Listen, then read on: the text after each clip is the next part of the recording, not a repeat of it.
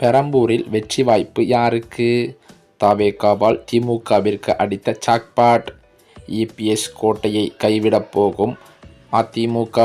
வெளியானது பரபரப்பு கருத்து கணிப்பு முடிவுகள். தமிழக சட்டமன்ற தேர்தல் வெற்றிகரமாக முடிவடைந்துள்ளது. வாக்காளர்கள் பெருமளவில் வாக்குச்சாவடிகளுக்கு வந்து வாக்களித்துள்ளனர். இதனைத் தொடர்ந்து அவர்களது வாக்குகளின் அடிப்படையிலான ஆய்வுகளும் தொடங்கியிருக்கிறது. அவர்களது மதிப்பீட்டின்படி எந்த கட்சி ஆட்சிக்கு வரும் என்பதில் தெளிவு இருந்தாலும் 2ஆம் இடத்தை யார் பிடிப்பார்கள் என்பது குறித்து தெளிவில்லாத நிலையே இப்போது வரை இருக்கிறதாம்.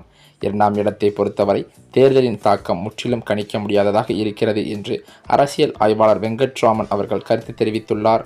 நடிகர் விஜய் நிறுவிய டிபிகே கட்சியின் வருகையானது குறிப்பாக இளம் வாக்காளர்களிடையே பாரம்பரிய வாக்குப்பதிவு முறையை கணிசமாக மாற்றியுள்ளது என்று அவர் கூறியிருக்கிறாராம்.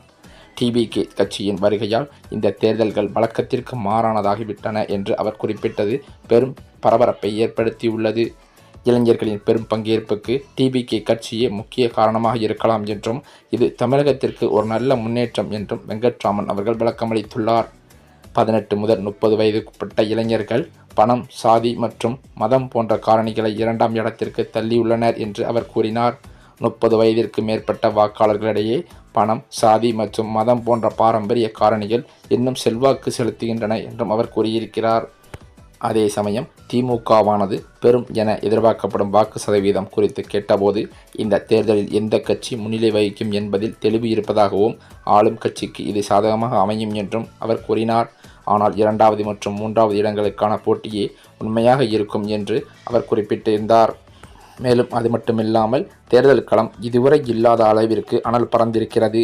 திராவிட முன்னேற்றக் கழகம், அண்ணா திராவிட முன்னேற்றக் கழகம் என்ற இருதுருவ அரசியலை உடைக்க தளபதி விஜய் தலைமையிலான தமிழக வெற்றிக் கழகம் முதல் முறையாக தேர்தல் களத்தில் குதித்துள்ளது. ஏப்ரல் 23ஆம் தேதி வாக்குப்பதிவு நடைபெற்ற நிலையில் அடுத்த மாதம் யார் முதல்வர் என்று தீர்மானிக்கும் பல்வேறு கருத்து கணிப்பு முடிவுகள் தினந்தோறும் வெளியாகி அரசியல் தலைவர்களை தூக்கமிழக்கச் செய்து வருகிறது. இதில் ஆச்சரியமளிக்கும் வகையில் விஜய் கட்சியின் எழுச்சியானது தமிழக அரசியல் களத்தில் மிகப்பெரிய புயலையை கிளப்பியிருக்கிறது என்றும் கூறி வருகின்றனர். சமீபத்தில் தமிழக வெற்றிக் கழகத்தின் ரகசிய உள்கருத்து கணிப்பு முடிவுகளும் வெளியாகி வந்தது. அந்த சர்வே முடிவுகளின்படி பார்த்தால் இந்த தேர்தலில் தவேகா சுமார் 30% வாக்கு வங்கியை பெற்று தமிழ்நாட்டின் 2வது பெரிய கட்சியாக உருவெடுக்கும் என்று தெரிவிக்கப்பட்டுள்ளது. ஆளுங்கட்சியான திமுக 32.9% வாக்குகளுடன் 104 இடங்களை பிடித்து முதலிடத்தில் இருக்கும் என்றும் தவேகா 74 இடங்களை கைப்பற்றி எதிர்க்கட்சி அந்தஸ்தை பெறும் என்றும் அதிமுக 56 இடங்களுடன் 3வது இடத்திற்கு தள்ளப்படும் என்றும் கூறப்படுகிறது. அதே சமயம் சென்னை, மதுரை மற்றும் திருப்பூர் போன்ற மாவட்டங்களில் விஜய் கட்சிக்கு மிகப்பெரிய செல்வாக்கு உள்ளதாகவும் அந்த சர்வேயில் வெளியிடப்பட்டுள்ளது. இந்த சூழ்நிலையிலோ தமிழக சட்டமன்ற தேர்தல் வாக்குப்பதிவு முடிவடைந்த நிலையில் தமிழக வெற்றிக் கழக தலைவர் விஜய் வெளியிட்ட அறிக்கை அரசியல் வட்டாரத்தில் விவாதங்களை ஏற்படுத்தியிருக்கிறது. தமிழக தேர்தல் வரலாற்றில் இதுவரை இல்லாத வகையில் 85% வாக்குப்பதிவு பதிவாகி சாதனை படைத்துள்ளதாக குறிப்பிட்ட விஜய் மக்கள் குடும்பமாக வந்து வாக்களித்தது ஒரு வரலாற்று நிகழ்வு என்று பாராட்டியிருக்கிறார். மேலும் வெளிநாடுகளில் இருந்தும் வெளிமாநிலங்களில் இருந்தும் மக்கள் வந்து ஜனநாயக கடமையாற்றியதை தேர்தல் திருவிழா என அவர் பெருமிதத்துடன் சுட்டிக்காட்டியது மக்களிடம் பெரும் வரவேற்பை பெற்றுள்ளது. இந்த சூழ்நிலையிலோ அவர் போட்டியிட்ட பெரம்பூரில் தற்போது அவருக்கு எவ்வளவு வாக்கு சதவீதம் இருப்பது என்பதுதான் பல்வேறு தரப்பினரிடம் கேள்வியாகவே இருந்து வருகிறது. அது மட்டுமில்லாமல் அவருக்கு பெரம்பூரில் வாக்கு சதவீதம் குறைந்துள்ளதாகவும் திமுக தான் பல்வேறு இடங்களில் வெற்றி பெறும் என்றும் அதிர்ச்சி தகவல்கள் பரவிய நிலையில் தவேகா தொண்டர்கள் கடும் அதிருப்தியில் இருந்து வருவதாகவே சொல்லப்படுகிறது. தமிழக சட்டமன்ற தேர்தலை முன்னிட்டு தமிழக வெற்றிக் கழகத்தின் தலைவர் விஜய் தமிழ்நாடு முழுவதும் தீவிர பிரச்சாரத்தில் ஈடுபட்டு வருகிறார். 2024 பிப்ரவரியில் கட்சியை தொடங்கிய விஜய் 2026 சட்டமன்ற தேர்தலில் தனித்து போட்டியிடும் முடிவுடன் அவர் களமிறங்கியிருப்பதும் குறிப்பிடத்தக்கது. அந்த வகையில் இன்று விஜய் திருப்பூரில் ரோடு ஷோ மற்றும் பரப்புரை செய்கிறார் என்றும் சொல்லப்பட்டது. பெருமாநல்லூர் முதல் புழுவப்பட்டி பிரிவு வரை இந்த பிரச்சார பயணம் நடக்கிறது என்றும் மதியம் 2 மணி முதல் விஜய் பரப்புரை செய்யும் நிலையில் சென்னை நீலாங்கரை இல்லத்திலிருந்து அவர் காலையில் புறப்பட்டு தனி விமானம் மூலம் அவர் கோவை வந்தது குறிப்பிடத்தக்கது. தமிழ்நாட்டின் சட்டப்பேரவைத் தேர்தலுக்கு இன்னும் 9 நாட்கள் மட்டுமே மீதமுள்ள நிலையில் நாளுக்கு நாள் தேர்தல் சம்பந்தமான ஃபீவரானது அதிகரித்து கொண்டே வருகிறது. ஏற்கனவே 3 மாதங்களில் தேர்தல்கள் நடந்து முடிந்துள்ள நிலையில் வரும் 23ஆம் தேதி தமிழகத்தில் சட்டமன்ற தேர்தல் நடக்க உள்ளது. இதனையடுத்து அரசியல் கட்சி தலைவர்கள் தங்களது பரப்புரைகளை தீவிரப்படுத்தி வருவதும் குறிப்பிடத்தக்கது. இந்த நிலையில்தான் நேற்றைய தினமோ பரப்புரையில் முதல்வர் மு.க.ஸ்டாலின் பேசும்போது காலை பிடித்தோமா, வாரி வெட்டோமா, அடுத்ததாக ஒரு காலை நோக்கி போவோமா, இவ்வளவுதான் எடப்பாடி பழனிசாமியின் வாழ்க்கை சுருக்கம் என்றும் இந்த மூன்றில் அவருடைய மொத்த அரசியல் வாழ்க்கையும் அடங்கிவிடும் என கடும் விமர்சனத்தை முன்வைத்ததும் குறிப்பிடத்தக்கது. மேலும் அது மட்டுமில்லாமல் இந்த தேர்தல் ஃபீவரை அதிகப்படுத்தும் வகையில் தற்போது கருத்து கணிப்பு முடிவுகளும் பல்வேறு விதங்களாக வெளியேறி வருவதும் குறிப்பிடத்தக்கது. இந்த சூழ்நிலையில்தான் தமிழ்நாட்டின் வருகின்ற சட்டமன்ற தேர்தலுக்கான கருத்து கணிப்பு முடிவுகள் அதிர்ச்சியை ஏற்படுத்தும் வகையில் வெளியாகி வருவது. தமிழக சட்டமன்ற தேர்தல் களம் இறுதிக்கட்டத்தை எட்டியுள்ள நிலையில் தமிழக வெற்றி கழகத்தின் வேட்பாளர் ஒருவர் அதிமுக பொதுச் செயலரான எடப்பாடி பழனிசாமியிடம் விலை போய்விட்டதாக எழுந்துள்ள புகார் அரசியல் வட்டாரத்தில் பெரும் அதிர்வலைகளை ஏற்படுத்தியிருக்கிறது.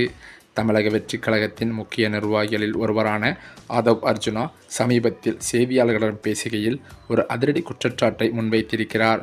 தவேகா சார்பில் போட்டியிட வாய்ப்பு வழங்கப்பட்ட வேட்பாளர் ஒருவர் அதிமுக பொதுச் செயலாளர் எடப்பாடி பழனிசாமியிடம் பெரும் தொகையை பணமாக பெற்றுக்கொண்டு தேர்தல் பணிகளில் ஈடுபடாமல் தலைமறைவாகிவிட்டதாக அவர் தெரிவித்திருக்கிறார்.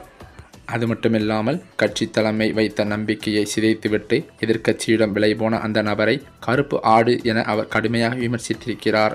வேட்பாளர் விலகியதால் அந்த தொகுதியில் பின்னடைவு ஏற்படும் என கருதப்பட்ட நிலையில் தவேகா அதற்கு பதிலாக ஒரு மாற்று வியூகத்தை வகுத்திருக்கிறது. எடப்பாடி பழனிசாமி போட்டியிடும் தொகுதியிலேயே தவேகா தீவிர பிரச்சாரத்தை முன்னெடுக்க முடிவு செய்துள்ளதாம். எங்கள் வேட்பாளரை விலைக்கு வாங்கியிருக்கலாம், ஆனால் எங்கள் தொண்டர்களை வாங்க முடியாது. வேட்பாளர் இல்லாவிட்டாலும் இபிஎஸ் தொகுதியில் தவேகாவின் பலத்தை காட்டுவோம் என ஆதவ் அர்ஜுனா தற்போது பேசியிருப்பது பெரும் பரபரப்பாகவே பேசப்பட்டு வருகிறது. அது மட்டுமில்லாமல் தேர்தல் நேரத்தில் ஒரு கட்சியின் வேட்பாளரை மற்றொரு கட்சி தலைவரிடம் பணம் பெற்றுக்கொண்டு காணாமல் போவது என்பது தமிழக அரசியலில் இதுவரை கண்டிராத ஒரு விசித்திரமான சூழலை உருவாக்கியிருக்கிறது என்றே சொல்லலாம். இது தமிழக வெற்றி கழக தொண்டர்கள் மத்தியில் கொந்தளிப்பை ஏற்படுத்தியிருக்கிறது. இதனைத் தொடர்ந்து தமிழக சட்டமன்ற தேர்தலின் கருத்து கணிப்பானது திமுகவானது மாபெரும் வெற்றி பெற்றது போலையும் அதிமுகவானது படுதோல்வியை சந்தித்தது போலையும் கருத்து கணிப்பு முடிவுகள் வெளியாகி வருகின்றன. இப்படிப்பட்ட சூழ்நிலையிலோ 2026 சட்டமன்ற தேர்தலின் வாக்குப்பதிவானது விறுவிறுப்பாக நேற்றைய முன்தினம் நடந்து முடிந்த நிலையில் தமிழகம் முழுவதும் வாக்குப்பதிவு அதிகரித்திருப்பது மக்கள் தொகை பெருக்கத்திற்கு ஏற்ப ஒவ்வொரு தேர்தலிலும் நடக்கும் ஒரு இயல்பான வளர்ச்சிதான் என்றும் விஜய் கூறுவது போல வரலாறு காணாத மாற்றம் இல்லை என்றும் விமர்சகர்கள் வாதாடி வருகின்றனர். எதையும் தவேகாவின் சாதனையாக கட்டமைக்க முயலும் ஆதரவாளர்களின் போக்கையே இந்த அறிக்கையும் பிரதிபலிப்பதாக கூறும் எதிர்க்கட்சிகள் வாக்காளர்களின் புள்ளி விவரங்களின் அடிப்படையில் பார்த்தால் விஜய் வெளியிட்ட அறிக்கையில் உள்ள மிகைப்படுத்துதல்களை சுட்டிக்காட்டுவதாகவும் சொல்லப்படுகிறது. அது மட்டுமில்லாமல் தமிழக வெற்றி கழகத்தின் தலைவர் போட்டியிட்ட பெரம்பூர் தொகுதியில் அவருக்கு கணிசமான வாக்குகள் இல்லை என்றும் திமுக தான் மாபெரும் வெற்றி பெறும் என்றும் பல்வேறு கருத்து கணிப்பு முடிவுகள் வெளியிட்டது தற்போது தவேகா நடவடிக்கையை பெரும் அதிர்ச்சியை ஏற்படுத்தியிருக்கிறது. அந்த வகையில் தவேகாவின் தலைவரான தமிழக வெற்றி கழகத்தின் தலைவர் விஜய் அவர்கள் இந்த தேர்தலில் தோற்றுவிட்டால் கடும் அதிருப்தியில் மாற்றுக் கட்சிகளுக்கு தாவுவதற்கு கூட அதிக வாய்ப்புகள் இருப்பதாகவும் சொல்லப்படுகிறது.